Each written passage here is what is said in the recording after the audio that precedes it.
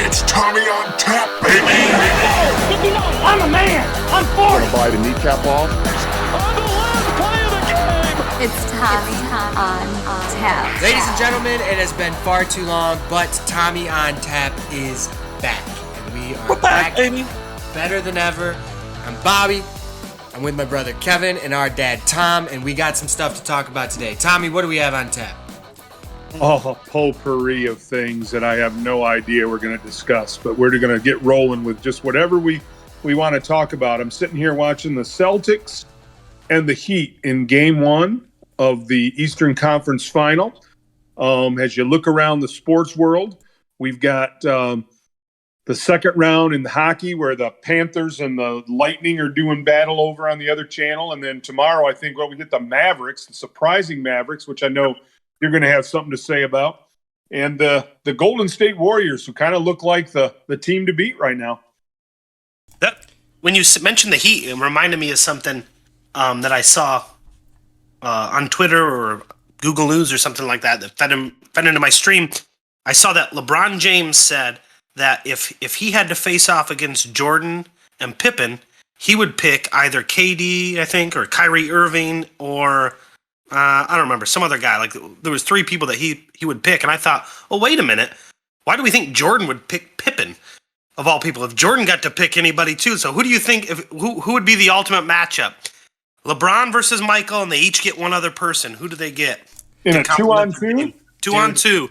How was Shaq not in there somewhere? That's what I was going to say with Shaq. I mean, we've already seen Shaq and Kobe, like, their big thing was their personalities, right? Basketball-wise, there wasn't anything better than that. So if you had Michael Jordan and Shaq, I think that's got to be it. Yep. So who's with LeBron then? I guess he gets his Yeah, well, and then matchup-wise, if you did that, Michael would have to pick somebody. Are you talking Michael and Shaq? Or So the thing is LeBron James said that if he had to pick someone to team up with him to face off against Michael and Pippen, it would be either Kyrie Irving, I think maybe he said KD, and somebody else. I can't remember who it was. But immediately I thought, whoa, why do we think Michael would pick Pippen? Bobby and I are saying Shaq would be a great matchup with Michael. Why would you pick Pippen if you could have Shaq in a 2-on-2? I think he's probably going back because those two were the dynamic duo of the Big Six, championships he won. But, how can LeBron be so disingenuous as to say Kyrie Irving? Why the hell wouldn't you pick Dwayne Wade, who won championships with you? Kyrie that might Irving just be on Kevin. So I think Kevin's just. I don't know if we're not quoting him on that. He had just at least said somebody. I'll pull it up. That's disingenuous. He said 3 people. He definitely said Kyrie. I remember that one. I definitely remember that one. If he doesn't say Dwayne Wade, he's slapping his friend in the face. And another Let's person. look it up. 2-on-2. Another person who teamed up very well with Shaq was Dwayne Wade for a championship. Yeah, but I will also tell you this: if I was Michael Jordan, I really could pick one competitor to go 2-on-2 against anybody with. Isaiah Thomas. LeBron said Kobe, KD, or Kyrie would be who he picked to go 2-on-2 against Pippen, Jordan. Yeah, triple K for him. He struck out 3 times as he left his good friend Dwayne Wade out, who allowed him to come down to South Beach and win a couple championships. See, so from the I think Wade appreciated that he came down there to help him win a couple championships too. Yeah, Dwayne already had one. That bothers me that he didn't say Dwayne Wade. That's just again, it's him just being kind of null to what the hell goes on. See, the interesting thing from the people that he picked though is that in all of those scenarios, LeBron is the big man. So think about LeBron having to guard prime Shaq if he was Michael Jordan's his teammate. Then you got KD, Kyrie, or Kobe guarding Michael. Well, Kobe's the only one you want, I guess. And even that, Yeah, I mean, if you want to win, I wouldn't take someone that's never led a team to a championship. KD and Kyrie both won championships off the skirt of someone else. So, I don't know. Dwayne Wade would have been my choice, but that is what it is. I mean, I really like LeBron, but he said some other dumb thing about he didn't add Michael Jordan in a list of something. Maybe that was it today. I mean, there was something that they were talking about on First Take or whatever it is with Skip Bayless and Shannon, where he didn't put Jordan in his top group of players, and it was just ridiculous. Jordan, who won a slam dunk contest, and LeBron, who never even took a chance to compete in one because he was afraid he wouldn't do well. I mean, it was interesting. I got to look that one up a little more for some info, but there was some bombastic thing he said today that was kind of slight to Jordan. Yeah, I don't know. You guys know I'm not a Jordan fan, but apparently you're a Dwayne Wade fan, and I didn't know that about you. I am, but the more I listen to LeBron talk when he tries to be Nostradamus, kind of like he's this basketball savant, I just think more and more he just shows, what is it? Keep your mouth shut and let people think you're stupid, as opposed to open your mouth and leave no doubt. Yeah. Yeah. I mean, I don't think he's as brilliant as everybody thinks.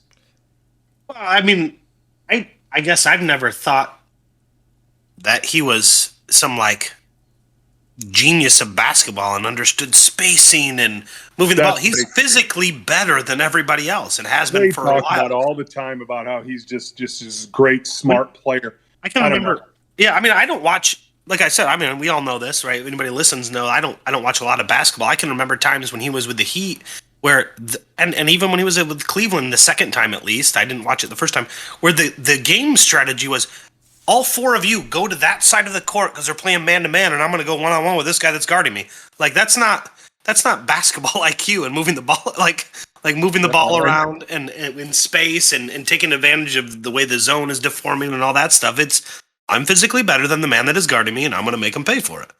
Yeah, I mean he's listen, he's phenomenal. We already had an episode on him, and we talked about how he's the way he lived up to being called the king from about age 15, is amazing. But as he gets older and he tries to be, like I said, Nostradamus of basketball is just, I think he's making an error. To me, he hurts his legacy more than he helps it. Yeah, I will say, I mean, to be 18 and be called the king and live your life that way, he at least hasn't done dumb crap. No. He might have dumb opinions, things we don't like. Question. He's owned that. Good dude, well. good father, good role model, no question. Yeah, but it is what it is. Yeah, no, absolutely. So LeBron James is not in the playoffs. Let's talk about some other people who are not in the playoffs. The Phoenix Suns are not in the playoffs. I witnessed a bombastic performance. It was I turned it off in the second quarter. The writing was on the wall from the first few minutes.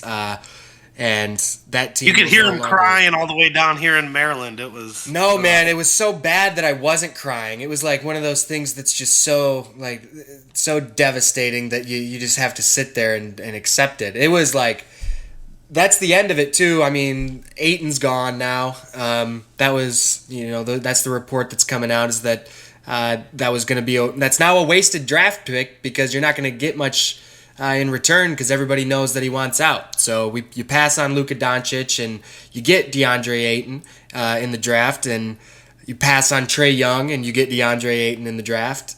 And it looks like that was a good thing there for a while, but the caveat to that is that he has to stay, and he's not going to stay. So that team's going to look a lot different. Chris Paul clearly cannot last long enough to achieve the goals that obviously are still in front of him in his career. And so that was really the last shot for him. Booker looked atrocious as well. I mean, that was partially because he was getting double teamed because they didn't have to guard Chris Paul. But, if you're supposed to be as good as Booker's supposed to be, then, you score more points than what he did. So that was it was super disappointing. I will say that as a person who, I've been a lifelong Detroit Lions fan, I've been a Phoenix Suns fan since probably 2016. And part of the reason that my Phoenix Suns fan friends let me in was because I was a Lions fan and I, understood how bad they were. And I have to tell you, it's really not as satisfying when they turn it around and get good as you'd like it to be. So I don't know. Let me ask you, Bob. Yeah. Let me ask you a question. I don't know what they call it. Do they call it run it on back, or bring it on back? What do they call it when you run it back? Run it back. Run it back. Okay. So are the Phoenix Suns going to run it back, or are they going to kind of blow it up? Maybe not totally blow it up, but they're going to get rid of Ayton and Paul, or is Paul going to be back? What are they going to try to bring in to make that team better? See, Ayton has to go, and that's just because of kind of what happened at the end of the game. He was benched for the third and fourth quarter because he wasn't trying or whatever. And then afterwards, a bunch of reports came out that he's been unhappy for months because they didn't give him the max money when he wanted it, and he thinks that he should be the number one option. And so he's just got to go, right? I mean, he's got to. So he's gone, and that'll be they'll get some decent compensation for him because the Pistons will probably make a run at him.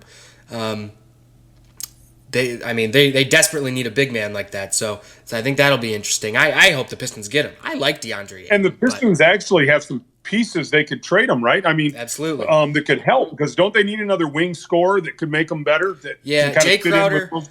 Yeah, the Suns. Jay Crowder is kind of their enforcer, and he lacks some of the things that you would want from like that power forward position on a championship team. So that's Jeremy Grant from the Pistons, right? So I don't know. We'll see how it goes. The Suns will not run it back to answer your question. Okay. Well, now we got Dallas and Golden State. I was a pretty big Golden State fan just because I think Draymond was the big reason, and then the phenomenon of Steph Curry, which is still just baffling to me how great he is with his size, and then Clay, and now you had Jordan Poole, the Michigan kid.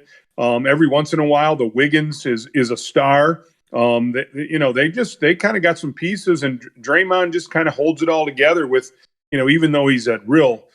He sometimes he doesn't even score a point, but he'll get 6 assists and 10 rebounds. Or the other night, I think he got like 15 rebounds. So I think they've got a chance. Kevin, you're a big Draymond fan. Have you watched him at all lately? I don't watch a lot of basketball. When it gets to the conference finals and the final, in the championship series, there, I'll watch it a little bit. But I see what you're saying about him, right? And to me, that just speaks to the kind of person he was at Michigan State too. He was a star there, but the whole team rallied around him. He's a leader, right? And so even when when you're not the best skilled person on your team, you still find ways to contribute in a way that's making your team better. Yeah, and he's clearly one of the best defenders. Did he win the Defensive Player of the Year this year or not? He would have, but he got injured, and that's further just a testament to how good he is. Is that when he was injured, the Warriors just kind of sort of fell apart there, right? It was Suns Warriors were at the top of the league for a long time. Draymond goes down. They had some other injuries as well, but they really fell apart, and that's because of Draymond going down. Yep, that'll be an interesting series to see how they handle Luka.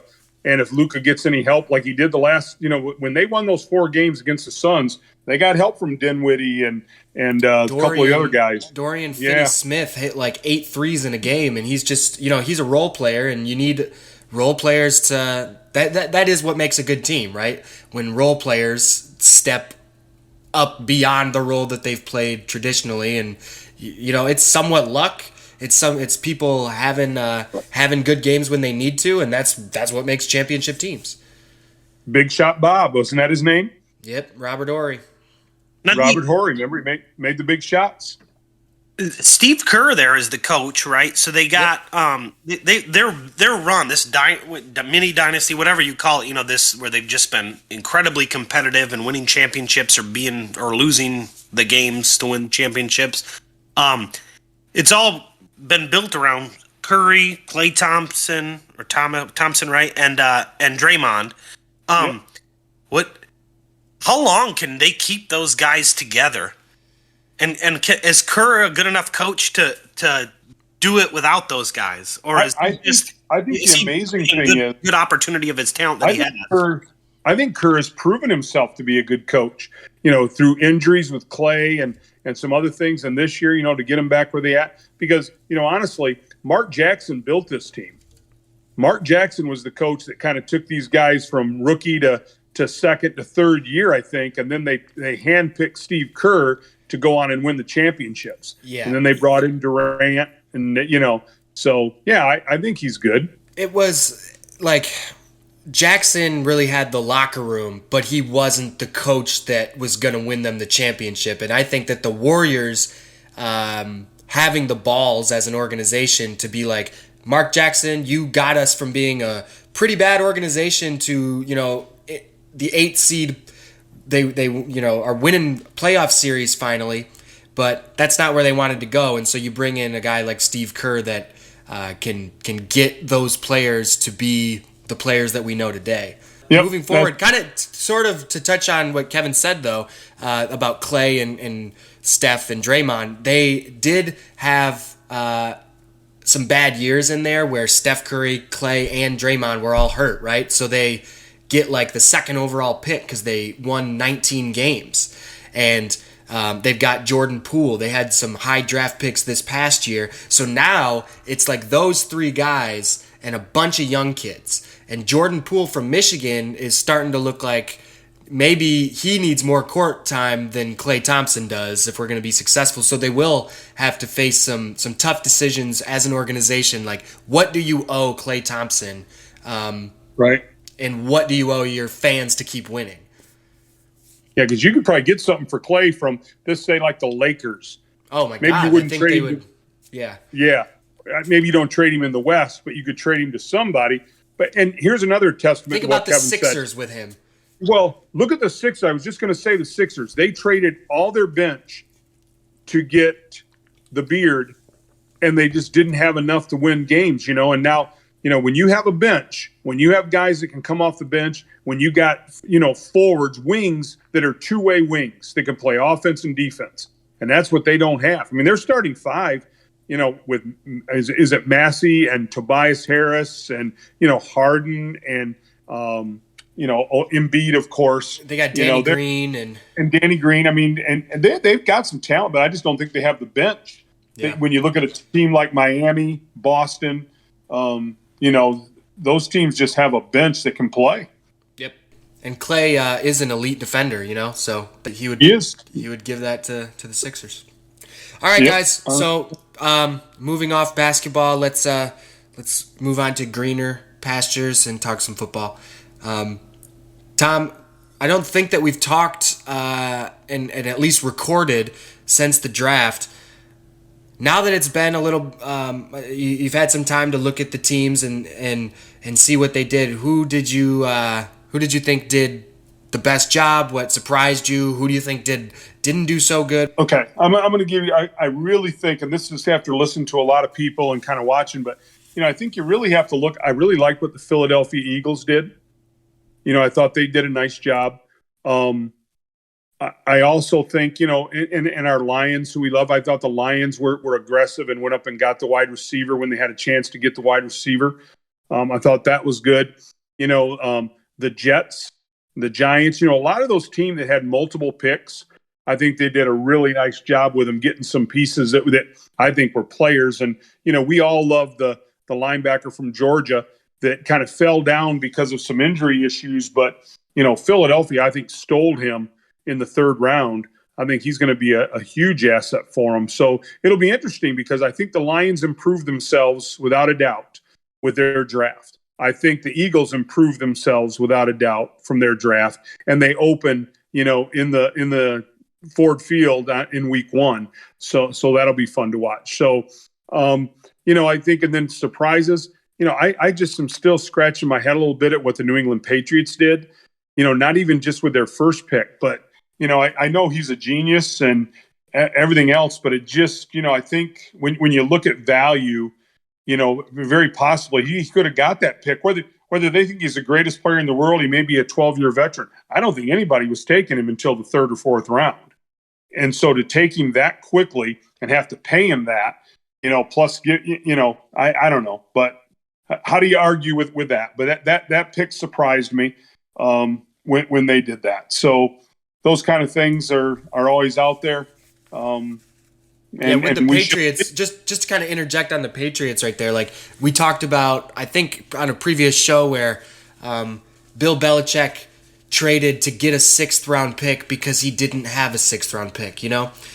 Right. Do you remember bringing that up or when that happened? Yep. And yeah, so that's just kind of a peculiar thing that, you know, the Patriots want to have a pick in every round, and yet they don't value they still value just taking a guy that they want as opposed to, you know, trading back and having 2 second round picks instead of a first. They just do some weird things that you don't see other teams do. And yeah. I mean, the jury's still out on whether or not those things lead to success or Tom Brady leads to success. But yeah, and I think that's the point. Is you need a couple more years. We need to see Bill Belichick draft and coach without Tom Brady, because it's the initial reaction after the first couple of years is, ooh, okay, maybe Tom Brady was covering up. No matter how you drafted, was covering up for a little bit. I'm not saying he's not first of all, he's a fantastic defensive coach, without a doubt. But and he made great. You know, a lot of those picks that he made when Tom Brady was there turned out to be really great picks, shrewd decisions that played really well. They draft offensive linemen well. They always have. Where they miss on is skill kids. You know, wide receivers.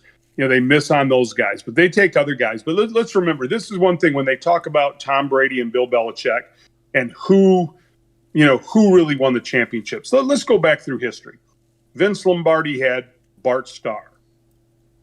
Tom Landry had Roger Staubach. Jimmy Johnson had Troy Aikman. Okay? I mean, Bill Walsh had Joe Montana. Steve Young was there with Seifert. You know, whenever you have a great football team, you going to bring up Bradshaw? The Steelers had Bradshaw, and Bradshaw was a little different kind of guy, you know, but he still was great. Yeah. So Chuck Noll had Bradshaw. McVay had Stafford, right? I mean, well, and but Stafford was a diamond in the rough because he just went through so much, but he was that talent. But other than Trent Dilfer, maybe. You know, every team that's won a Super Bowl. I don't know. Okay, I got some more. You got Joe Flacco. I mean, you can get a Super Bowl out of Joe Flacco. Okay. But you're right. I mean, yes, you are right that there has to be again, I'm not talking, and again, I kind of got off track because I'm not talking about did you win the Super Bowl, but are you a great coach who had a dynasty, which all those teams I mentioned were considered dynasties. And that coach had a great quarterback to be the dynasty. What did Chuck Noll do when Terry Bradshaw was gone? They made the playoffs occasionally, right? But they eventually, it kind of came to the point where he had to go because they didn't have him. And what did Mike Tomlin get? Ben Roethlisberger. You know, or was that Cowher? Cowher won the Super Bowl and walked away, and he got it. Yeah. So I mean, those kind of things happened. I mean, when Tom Landry failed, it was, you know, after Roger Staubach left, they had Danny White, who was a serviceable guy, but they never had that star. And they went down. Jimmy Johnson comes in. They draft 2 quarterbacks, actually, Steve Walsh and Troy Aikman. And Troy Aikman's the superstar, and they win. I don't think anybody's arguing that Belichick isn't a great coach, and that I agree with your point. The idea that he's like some draft guru. Oh, yeah. He had the opportunity to take gambles and make choices that didn't necessarily benefit the offense because he knew he had Tom Brady. He had that guy, right? So and that's a shrewd decision. Those are great draft choices. Can he make that transition knowing that that's not what he has now? I think that's the testament. He took N'Keal Harry from Arizona State over the guy DK. from A.J. Brown and DK Metcalf. See, you know, and this is part of it. He's a great coach. Is he a great GM also? That's what we're trying to decide, right? Right. And I think part of it is that he may have been a great GM when Brady was there because football was a little bit different. I think now things are kind of you got these Shanahans and these McVays, and you know, now we're gonna really see the guy that's in Minnesota, the guy that's in Miami. In the next couple of years, we'll see how youthful football really is right now, and they go with people that Belichick probably wouldn't have drafted, right? So we'll see It might just be like a time thing, an era thing for Belichick. But even LaFleur, LaFleur who's in LaFleur, Green Bay, he's got a lot of success, and there's no question it's going to be an interesting. Interesting guys, period. So. Agreed. Well, hey, as we're talking football, let's look at two crazy things that happened. One, Tom Brady's going to make more money than he's ever made. As soon as he retires, he's going to be the face of Fox, taking Troy Aikman's place, who this year is leaving. And then the other one, did I hear a rumor today that Drew Brees was thinking about making a comeback? Yeah, well, Drew Brees is done with wherever he was at, right? He's not broadcasting anymore. Yeah. Okay, so maybe they were just surmising. And before that, there were rumors that he was going to be done broadcasting, and he said, I don't know where I'm going to be at. I might be broadcasting, I might be playing again, I might be doing this, I might be fishing, or I don't know, something like that, like, doing nothing, whatever I want to do. And then like a couple days later, him and I forget who he was with, but NFL Network or ABC or whoever it was he was like, we're parting ways with him, right? He's not. The idea was he was going to be the new Collinsworth, and he's not the new Collinsworth. See, this is the thing about I feel kind of bad for Drew Brees because they paired him on that pregame show with Tony Dungy, and both of them are just dry guys. They're just. And Dungy's been there forever. If everybody else is, those upbeat Michael Strahans and Terry Bradshaws, and I know that Tony Dungy's not on that squad, but okay, fine. I can have a Tony Dungy there to kind of calm things down. And if Drew Brees was on some other staff, then, it might have been fine. He wasn't good at play-by-play. Everybody wanted him to be Tony Romo, and Tony Romo's one of a kind. I feel bad for Drew Brees just because the team he got put on, his personality was already taken by Dungy. Well, and why would you want to replace Chris Collinsworth? Everybody I know doesn't like Chris Collinsworth. The only thing I like about him is his dumb slide. And then everything else is we just wish he would shut up. Yeah. He just says dumb crap. And he's not funny like Madden. He's not. Right. He doesn't have the prescience or whatever that Romo has. He just runs his mouth. Well, on top of the fact that that rumor was that he was coming back, I heard that Andrew Luck may be coming back. Oh man, there's just no way. Oliver? Oh no, Andrew. Okay, not Oliver, but Andrew Luck might be coming back. Yeah, I don't know. I mean, that'd be interesting. He definitely. I feel like he's still got to have some legs in him, right? I mean. Oh yeah. Coming back to a team with an offensive line and running back and defense. Now's the time if he's going to do it. Just imagine if the Colts go Andrew Luck to Jacoby Brissett to San Diego guy. I'm thinking Ryan Leaf, but it's not Ryan Leaf. Phillip Rivers to Carson Wentz to Matt Ryan and then back to freaking Andrew Luck. That would be ridiculous. Luck will go somewhere else. That's the other thing. That's why I don't think Andrew Luck would come back, because they already signed Matt Ryan. That would be stupid. Unless maybe he wants to be traded to go to some other team. I just don't know, man. I think Andrew Luck cemented his mystery because, man, he was really good. And he just said, nah, I'm done. I think if he comes back, he's been growing a neck beard for the past 4 years or whatever it is. And it must just be a Confederate general, a Union soldier. Yeah. Hey, so I thought about this too. This is kind of a topic. Well, no, first we got to touch on Brady because we talked Breeze, but we never talked Brady. You guys think Brady will be any good? So I don't know. I liked what's his name? Greatest show on turf quarterback. What was that guy? Kurt Warner. He had a tweet or something where he was like, nice guys aren't going to do well in this business. You can't, like Brady's just a nice, likable guy. Kurt Warner doesn't think it's going to happen. I don't know. It'd be interesting. I don't know what it'll be interesting to see does he try to just be somebody I'm going to be the next Collinsworth. I'm going to be Troy Aikman. Or does Brady find a way to do it in a unique, likable way that's Tom Brady? I don't know. Like how you saw Peyton and Eli do their thing, right? Peyton and Eli are, you know, I would consider Peyton to be a nice guy, and they just figured out how to do it their way. Yeah, well, and the thing too, the the mold, right, is, hey, we're going to have a play-by-play announcer and a color commentator. That's our mold. We've done it for 50 years or however long they've been doing it that way, right? You've always got those guys. Is that the best? Like, that's worked, but that doesn't mean that it has to be the way that you do it, right? You can be innovative and come up with a new way that is a better way to present football to people, people that are fans of the game, people that are kind of students of the game. I often want to.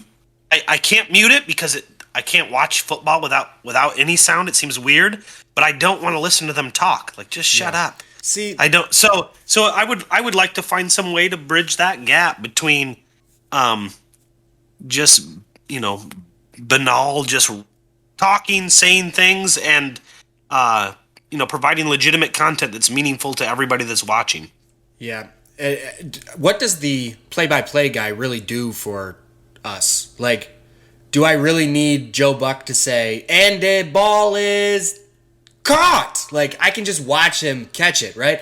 And imagine if you don't give Brady a partner and you just let him sit there and just watch the game and just be like, oh, they just ran, look at this crossing route. And then he, like, backs it up, and he doesn't do all that other, I think that would be enjoyable. A lot of it, right? So NFL, like TV broadcasting, right, stems from the idea of radio broadcasting. The idea of dead air is like the worst thing you want, right?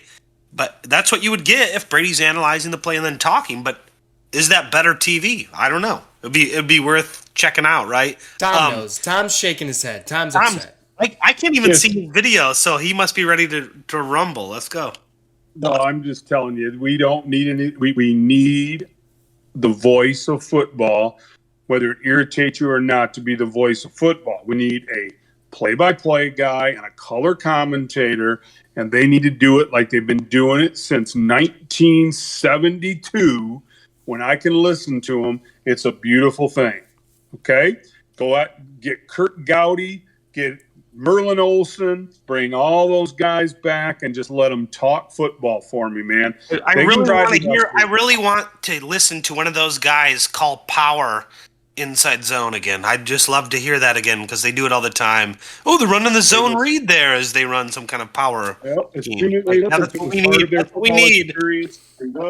They'd watch film, and back then it wasn't so much where, like, when you watch the Minnesota Vikings or the Pittsburgh Steelers against the Minnesota Vikings in the second half, when they started running the belly cross block and just running Franco Harris on belly plays, and they didn't describe it that way back in the day. They just kind of said, and Franco Harris churned up the yards. It wasn't like a play-by-play where they were really trying to tell people what was going on, like they do today. No question about it. But why does the play-by-play exist? Because you were listening to the radio. That's why it exists. Well, I can watch it with my damn eyes. I don't need someone to tell me what they did. I just saw what they did. And if you're going to describe it inaccurately, I don't got time for that. Wait a minute. Stop. I think if you were to get into the history, they tried that a couple times, and it was a colossal failure. People did not like just the silent game. I believe it was the New York Jets against somebody else, maybe the Dolphins. I don't know. But you have to research it. I will now that we've brought it up. And it was a failure. People didn't like it. They didn't like the silent. Yeah, no, I understand. I mean, I don't like listening to them, but I can't mute it because I can't watch it that way either. I understand what you're saying. The beauty is now is we have like different live streams, right? We do it with all sorts of games. We have particularly with like the national championship game in college football, you have, hey, there's 5 different live streams. You want to listen to coaches talk about it? Do you want to watch a silent spider cam following all the footage? Do you want to watch the home team's announcers? Do you want to watch the away team's announcers? You got all of that. There's an opportunity for the NFL to get into all of those kind of things, like pay for our subscription to NFL Network or whatever it is, and you can get all these different ways to view it. Right, so there's some opportunity for innovation there, and then you can get data and see, like, what do people want, what do people buy, what do they do. I agree with you. I can't watch it silent, but I also don't want to hear them talk. So there must be something different. Yeah, it's something to be said about Monday Night Football with Howard and Frank and Well, how about Thursday night football with Alan Kirk? Yep. I mean, he'll be fine, but Tom Brookshire. Let's not forget Johnson. What's our guy that calls the Michigan State games that we love? Gus Johnson. Gus Johnson. That guy's the best. I mean, that guy is the best play-by-play announcer ever. Especially, though, for Michigan games. He's a Detroit guy, so when he does the Lions, when he does Michigan State, he's awesome. Kenneth Walker walking to New York. Kenneth Walker in the end zone. Yeah, I love that guy. He's fantastic. Gus. Cool. Well, hey, let's put a close on this one tonight. What do we got here? First of all, Bobby, I got to tell you, I'll start, and I don't have much to say, but Father's Day is coming up. Father's Day is coming up. What'd you say? I said that's a first. Oh, okay. But Father's Day is coming up, and I really want one of those T-shirts that you're wearing right now. I'm quite impressed. I want an Eagles T-shirt. All right. That one exactly. Not that down the road trying to loosen my load. I think I have. I think Father's Day falls on Juneteenth this year, so we'll have it off as well, so we can go fish for some crappies out on Baseline Lake. That'll work. That's what you're closing with. You're closing with the Eagles. No sports. Eagles. I just want your T-shirt, and I'm quite impressed with it. Yeah, it's pretty sweet. Thank you. What I'm going to say is about the draft. I think that I saw an interesting thing. The 1989 draft was in their top 5 was Troy Aikman, Barry Sanders, Deion Sanders, and Derek Brooks. And then you had Tony Mandarich thrown in there. And that's the top 5. You had 4 Hall of Famers. And I just think that, I think we knew Barry was going to be great. We knew Deion was going to be great. Aikman is going to be, they're all coming out of college. You all think they're going to be great, but you never know what they're going to turn into. And so, any given draft, I think it's like whenever one had Aaron Donald. I mean, it was just littered with just studs. So I think it's, I don't know, the aftermath of drafts are fun because your team just might have got somebody that just totally changes your franchise, and that's what I think the Lions did, which is it's exciting. They got a guy on offense and defense that can change the game. Love it. All right, Bobby, I thought you were going to mention the stat you texted us earlier about the Lions. Had they scored one more? Had they given up one less? What was that one again? Yeah, so if the Lions had scored one more touchdown in every game, they would have been 9-8. And if they had scored one more touchdown in every game and given up one less touchdown in every game, or one fewer touchdown in every game, they'd be 12-5. And like what I just said, they got the best guy in the draft on defense, and before his injury, the best guy in the draft on offense. So hopefully they addressed that issue, and we'll be 12-5.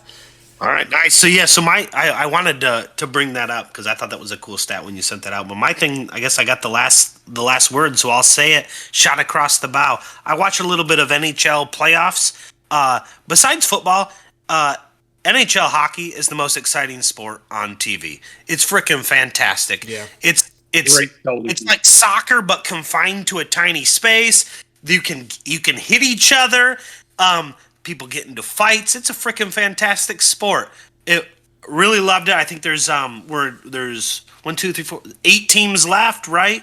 So soon we'll be into the conference finals and then the Stanley Cup. Really excited about it. And I guess Detroit ain't in it. I ain't got a dog in the fight, but my buddy likes the Lightning, so I guess I'm gonna root for the Lightning. That's what Jenna, man. Her and Matt and them went down to Tampa. They're Bolts fans left and right. They just love them.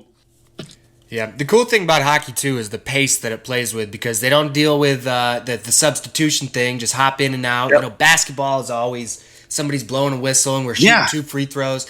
Football is always, unless it's Chip Kelly up in Oregon. I mean, it takes forever.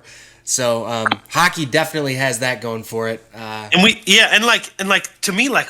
watched college hockey before, and then when you watch NHL, it's so much faster. And then when you go to an NHL game in person, me and our other brother Matt, right? He took me to a Detroit game there, and it's insane. Hockey's a fantastic sport. I'm glad to watch a little bit of that. And let's get back to football though.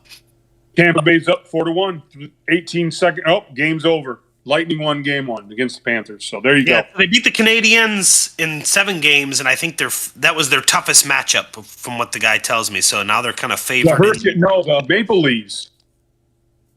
They beat the Toronto Maple Leafs in 7.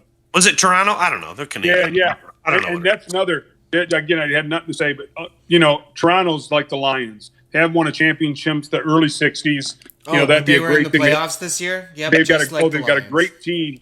Yeah, they've got a great team though. But they just can't get over the hump. They can't get out of the second round. So, all right, ladies and gentlemen, thank you for listening. Tommy on Tap is back. Guess who's back? Back again. Tommy's back. Tell a friend. Like and subscribe. It's Tommy on Tap, baby. E09, I'm a man. I'm 40. Bite a kneecap off. On the last play of the game. It's Tommy on Tap.